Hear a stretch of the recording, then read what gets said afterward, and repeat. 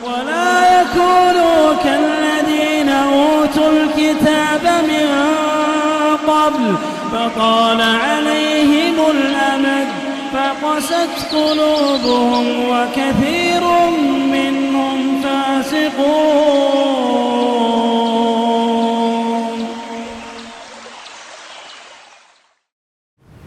Bismillahirrahmanirrahim. Assalamualaikum warahmatullahi wabarakatuh. Alhamdulillahirabbil alamin. Wassalatu wassalamu ala asyrafil anbiya'i wal mursalin wa ala alihi wa sahbihi wa tabi'ina lahum bi ihsanin ila yaumiddin.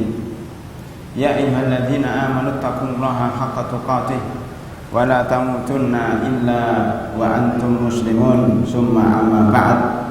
Hadirin dan hadirat Bapak dan Ibu sekalian, jamaah pengajian kuliah duha Masjid Al-Azhar Sumarekon yang kami hormati, alhamdulillah pada pagi hari ini Allah Subhanahu wa taala masih mengizinkan kita, masih menggerakkan hati kita untuk hadir di masjid ini di tengah-tengah keramaian, di tengah-tengah ribuan manusia yang sekarang sibuk ya, melakukan kegiatan-kegiatan, termasuk kegiatan jalan-jalan bersepeda, mungkin mengikuti lomba jalan sehat dalam rangka memperingati hari ulang tahun Bekasi, bener nggak? Sampai-sampai yang mau ke masjid sini agak susah kok. Saya agak terlambat lama banget ini karena susah mau lewat mana, semuanya ditutup. Ya. Jalan satu-satunya pun ditutup juga karena ada jalan kaki. Jadi nunggu sampai seluruh yang berjalan kaki ini selesai, padahal jumlahnya ribuan itu. Gimana mau lewat? Ya. Jadi akhirnya udah kita nunggu sampai berjalan kaki selesai, ya baru kita jalan. Ya, alhamdulillah. Ya, dengan izin Allah Subhanahu wa taala, walaupun ya banyak halangan, Allah masih mengizinkan kita untuk pergi ke masjid ini. Walaupun kalau dibandingkan yang ke masjid ini dengan yang tidak ke masjid itu nggak ada bandingnya, Pak. Ribuan. Ya, di sini nggak nyampe, ya mungkin 100. Hadirin rahimakumullah. Pada kesempatan yang berbahagia ini, sebagaimana kesepakatan kita atau sebagaimana program dari pihak masjid, bahwa setiap Ahad ketiga kita membahas fikih kontemporer, ya, fikih yang berhubungan dengan masalah-masalah kekinian. Dulu pernah kita bahas tentang hukum membuat sampul dari membuat trompet dari sampul Quran. Ya. Kita juga pernah membahas LGBT. Ya. Hari ini kita ingin membahas apa? Membahas keluarga, karena ada data yang saya dapatkan dari Departemen Agama. Data ini menyebutkan sebagai berikut, bahwa tahun 2013 BKKBN menyatakan tingkat perceraian di Indonesia sudah menempati urutan tertinggi se-Asia Pasifik. Tingkat perceraian di Indonesia menempati urutan tertinggi di Asia Pasifik tahun 2013. Mari kita lihat data dari Departemen Agama sejak tahun 2009. Orang yang menikah rata-rata tiap tahun itu 2.162.268 kejadian. 2.160.000 itu mudahnya begitu. Atau 2.150.000. Itu yang menikah tiap tahun atau tahun 2009. Yang bercerai sama, hampir sama, 216.286. Berarti dari 2 juta 160.000 itu yang bercerai berapa Pak? 216.000. Berarti berapa? 10%. Yang 1 2 juta, yang itu 200.000. 10% yang bercerai. 1 tahun 200.000. Tahun 2010 yang bercerai meningkat. Yang menikah dikit 2.207.364 pernikahan.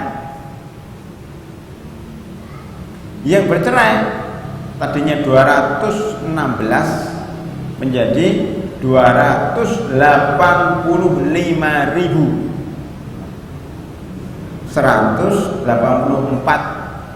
perceraian di kantor KUA atau di pengadilan agama. Berarti berapa Bu? Nambah dari 10% menjadi 11 atau 12%.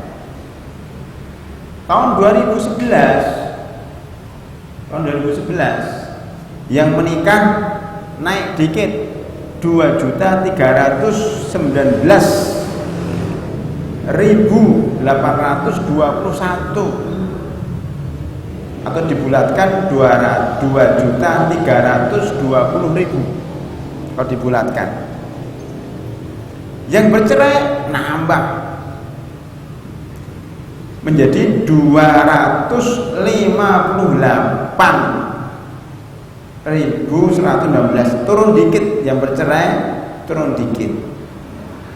Tetapi pada tahun 2012 menambahnya sangat drastis, ya, menikahnya berkurang 2.290. Kalau tadi 320, ini 291.000.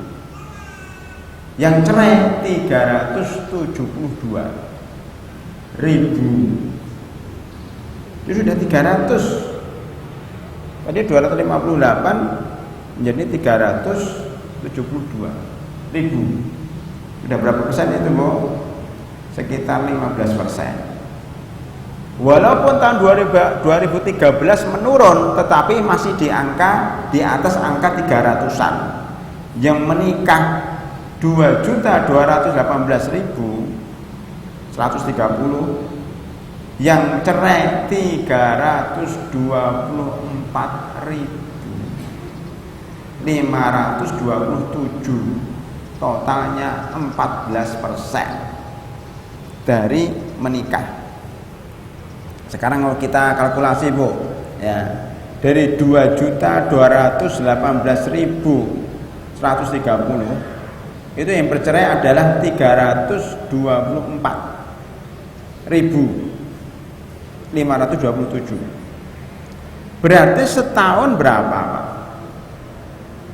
Kalau 1 tahun 324.000, 1 bulan berapa?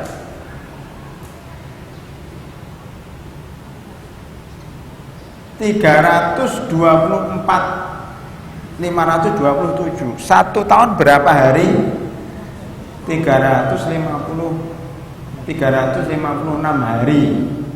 Berarti kalau 324 berapa 1 tahunnya, 1 harinya?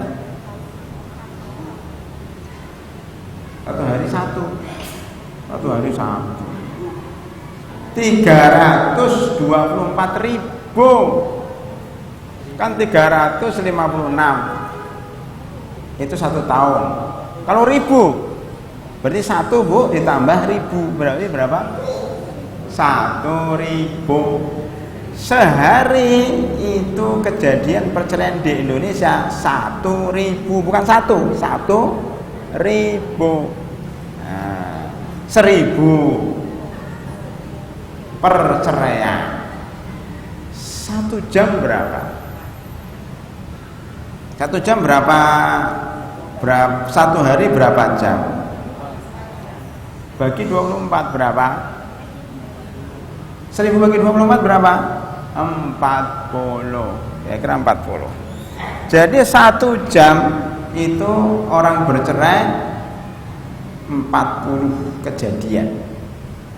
Jadi dari jam 8, ini kita jam 8 sampai jam 9 nanti itu 40 orang bercerai. 40 orang bercerai. Jadi sekali duduk pengajian 40 rumah tangga bercerai. Jadi kalau dari jam 6 tadi Pak, sudah berapa? Subuhnya jam 5 ya. Jam 5, jam 6 itu jam 40.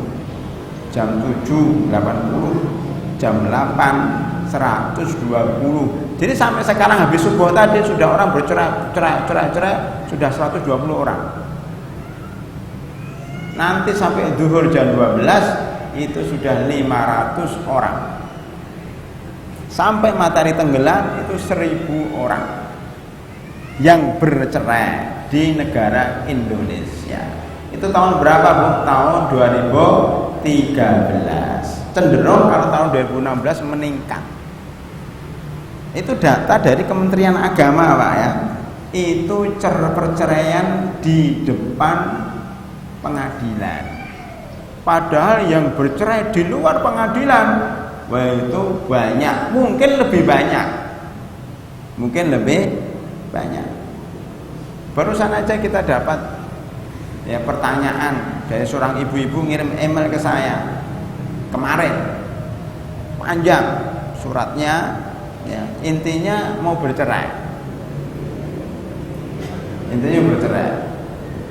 Sebelumnya juga begitu, orang bercerai. Jadi tiap hari kita itu dengar perceraian, curhatnya masalah perceraian terus ya. Itu di forum-forum pengajian. Bagaimana di luar pengajian? Yang ngaji saja rumah tangganya kadang-kadang tidak tentram, bagaimana yang tidak ngaji? Banyak lagi. Hadirin rahimakumullah. Ya. Makanya pada tahun 2016 ini jauh lebih banyak. Yang menarik pada hadirin rahimakumullah ya, bahwa pada penelitian berikutnya menunjukkan bahwa 75% dari perceraian itu ternyata yang menggugat cerai adalah istri. Nggak tahu Ibu?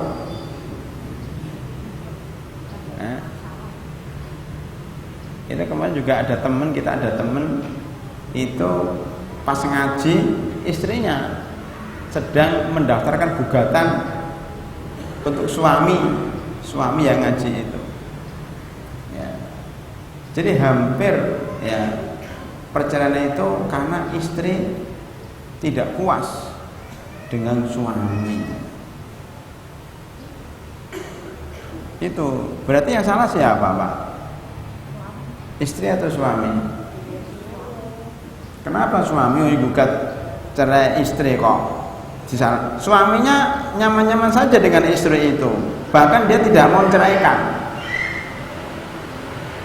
tapi istrinya yang minta cerai. Ayo, salahnya siapa?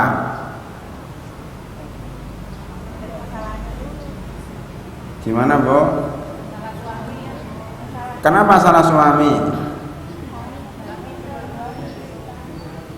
Kan yang gugat cerai istri. Suami kurang adil atau istri kurang puas.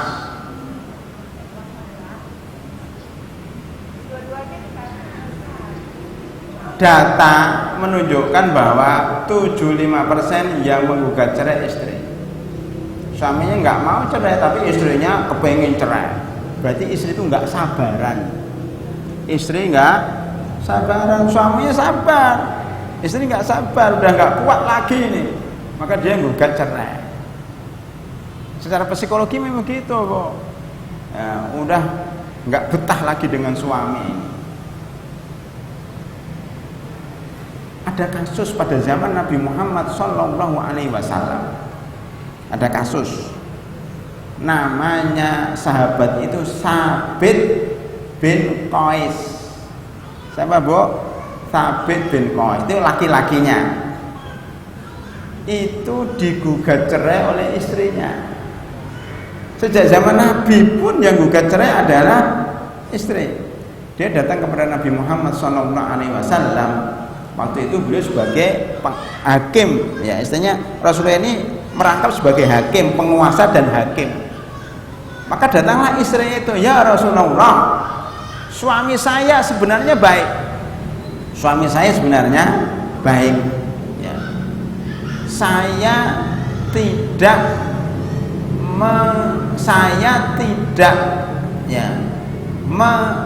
mengecam dia dari sisi akhlak. Saya tidak menghina dia dari sisi akhlak dan dari sisi agama. Artinya suaminya baik, secara umum baik lah, walaupun ada kekurangannya. Loh, kenapa kamu minta cerai kalau begitu? Kalau suaminya Anda baik, kenapa minta cerai? Ya Rasulullah, saya sebagai istri itu kan, istri itu kan punya kewajiban, ya kan, Bu? Kewajibannya taat sama suami. Kewajibannya kalau diperintahkan suami mengerjakan apa yang diperintahkan. Ya, tidak boleh menentang suami kecuali kalau suami menyuruh yang maksiat. Ini kalau nggak maksiat nggak boleh ditentang, ya Ustaz.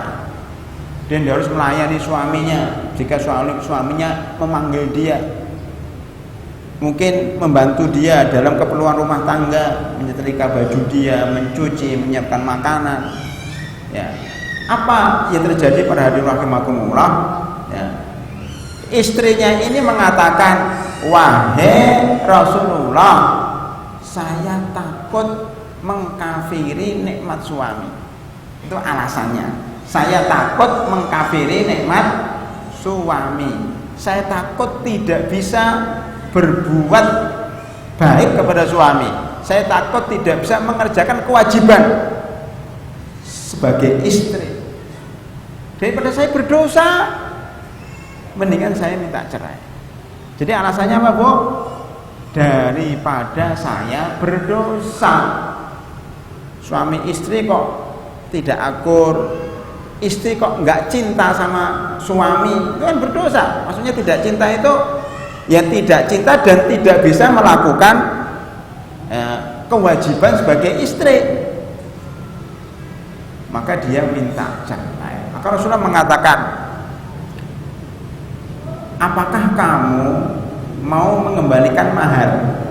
Maharnya itu kebun kurma, berapa hektar ya nggak tahu, pokoknya kebun kurma. Mau nggak kamu mengembalikan mahar kepada suami kamu? Istrinya mengatakan mau ya Rasulullah. Kemudian suaminya dipanggil, mau nggak kamu menerima?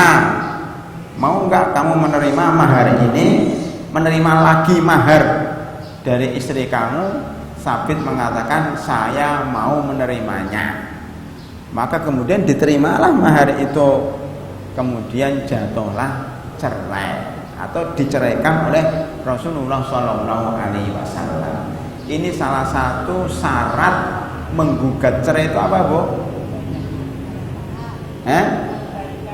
Mengembalikan mahar atau menggantikan uang, membayar, namanya menebus suami. Karena dulu dia waktu pertama kali dilamar kan diberi uang, diberi mahar. Sekarang kepengen melepas ikatan pernikahan, maka harus dikembalikan. Nih saya kembalikan, saya melepas dari dirimu. Itu syarat.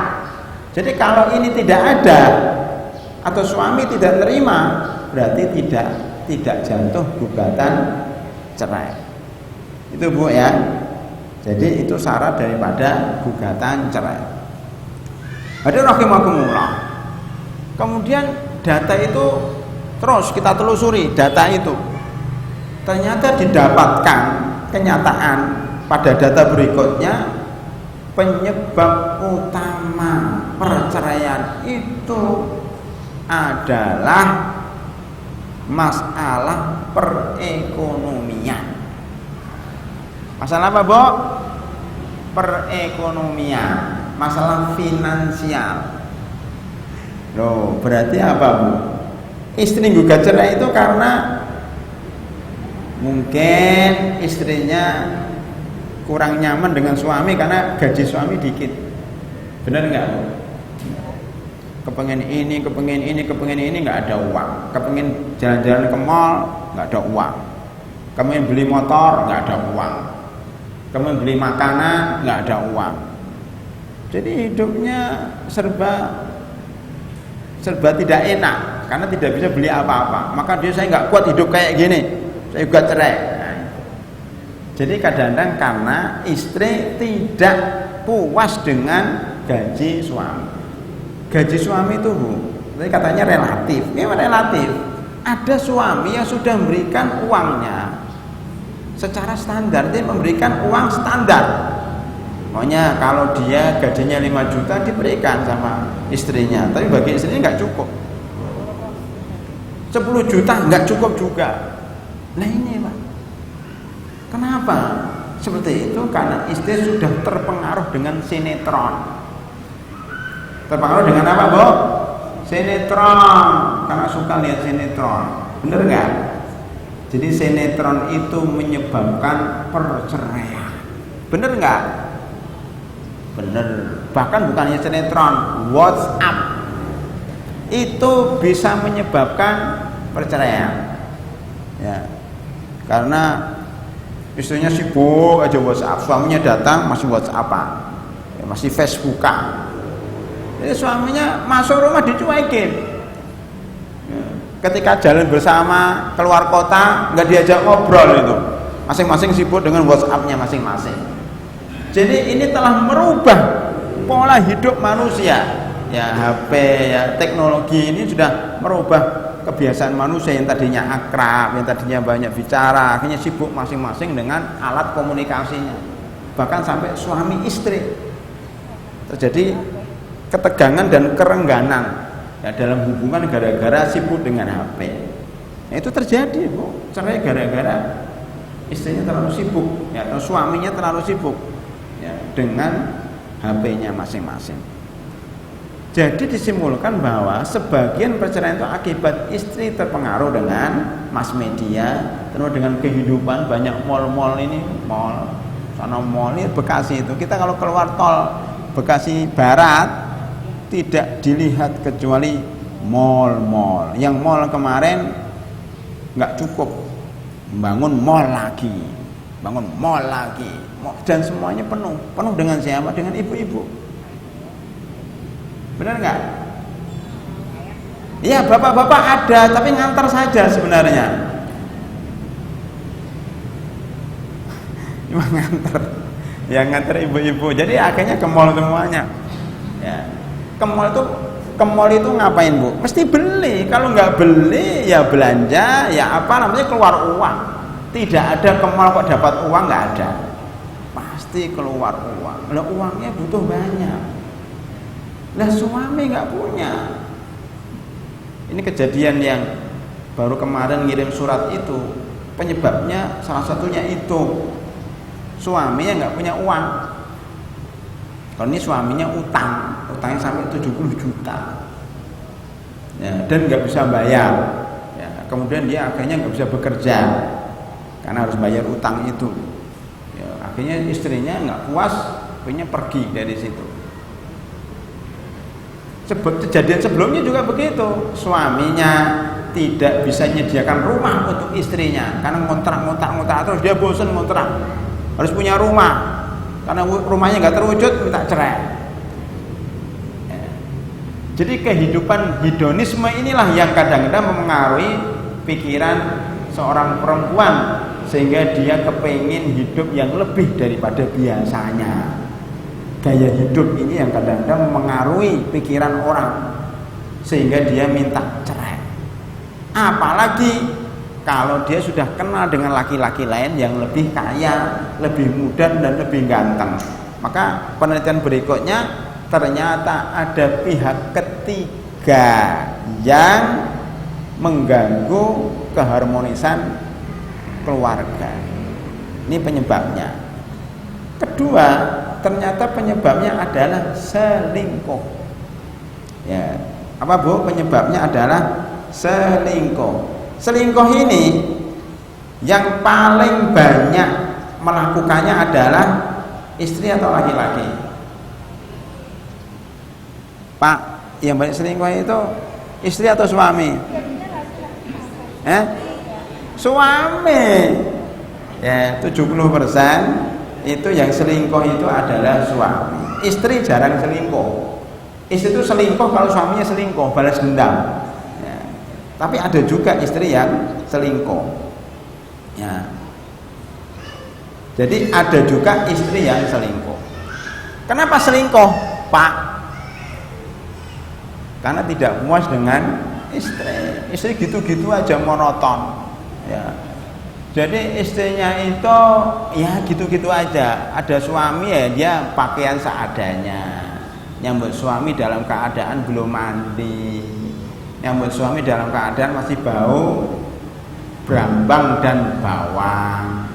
Tidak pernah bedakan di kamar suami. Bedakannya kalau mau keluar, mau ke mall, mau jagong, mau ke kantor, wah mandi wangi bedakan. Kira sudah datang, nggak pernah mandi, nggak pernah bedakan, terus pokoknya kotor. Makanya suami bosen lihat istrinya. Ya. Apalagi kalau suaminya ketemu dengan temannya di kantor, bedakan juga. Maka dia lama-lama cinta dengan yang di kantor. Ini kasus loh, saya punya teman kasusnya seperti itu. Temannya teman pengajian, Pak. Ya, itu suaminya bekerja di kantor. Coba sebelum subuh sudah berangkat, pulangnya jam 11 malam. Kapan ketemu sama istrinya? Nggak pernah ketemu. Ketemu sama istrinya saya sudah tidur, ngorok dan ngiler. Mana dia tertarik, ini istrinya sudah tidur, ngorok, ngiler. Mana dia tertarik dengan istrinya. Ya. Sejak pada subuh sampai jam 11 malam itu teman satu kantornya itu perempuan, lebih muda, lebih menarik, mesti dalam keadaan dandan. Ya mesti di kantor kok. Dalam keadaan bajunya bagus dan dia lebih menjanjikan. Ya, kata-katanya indah, sopan, senyumannya masya Allah bisa merobek ya kantong laki-laki itu. Ya. Lama-lama apa Bu? Lama-lama cinta. Di tresno jalaran ing kulino. Nah, itu mahfudzat bahasa Jawa. Tresno cinta jalaran karena ing kulino karena terbiasa ketemu. Ya. Kalau ketemu terus lama-lama muncul rasa cinta. Makanya harus dibatasin ketemu dengan cewek itu ya Pak ya. Ya, itu karena akan menimbulkan rasa cinta. Apalagi kalau istrinya perempuan itu kemudian menyambut. Yang terjadi apa Bu? Karena tiap hari ke kantor, jarang ketemu dengan istri, akhirnya apa? Akhirnya selingkuh. Istri mengetahui itu selingkuh, ternyata selingkuhnya itu dengan temennya. Jadi maksudnya ternyata di kantor ini adalah teman istrinya. Apa yang terjadi? Istrinya gugat cerai dan sekarang sudah cerai. Sampai sekarang belum nikah dia. Dia trauma dengan laki-laki. Itu akibat selingkuh. Selingkuh itu kadang-kadang karena suaminya juga kurang, istrinya baik, cuma kurang, ya. Karena tadi banyak kerjaan, banyak ketemu dengan cewek-cewek lain, ya. Makanya karena mau nikah lagi dihalang-halangi oleh istrinya, akhirnya dia selingkuh. Pilih mana? Suami menikah lagi atau suami selingkuh? Pilih mana? Pilih tidak selingkuh dan tidak menikah lagi. Tapi gimana caranya? Kan susah juga. Kita nggak bisa mengawasin suami 24 jam. Dan sedang kita tidak bisa memberikan pelayanan yang prima, yang ekstra, karena sibuk dengan anak, sibuk dengan macam-macam. Nggak ada waktu untuk suami. Kan serba salah juga. Ya kan Pak? Istri kan ada sibuk kan? Nggak sempat ngurusin kita. Ngurusin anak-anaknya aja. Ya susah. Kadang-kadang ada jalan keluar, yaitu nikah lagi, harus ke pengadilan, harus ditanya dulu oleh, makanya malas ke pengadilan. Makanya dia akhirnya nikah siri. Ini masih mendingan Bu, nikah siri masih halal. Tetapi kalau selingkuh haram, berzina haram. Jadi memang dilematis Bu rumah tangga itu. Karena itu kembali kepada Al-Quran dan Sunnah. Ya, jadi saya ulangi lagi, penyebab pertama perceraian yang jumlahnya 300 berapa tadi Bu? 330.000 ya. Itu penyebab utamanya karena masalah ekonomi. Yang kedua karena perselingkuhan. Perselingkuhan itu karena ada orang ketiga.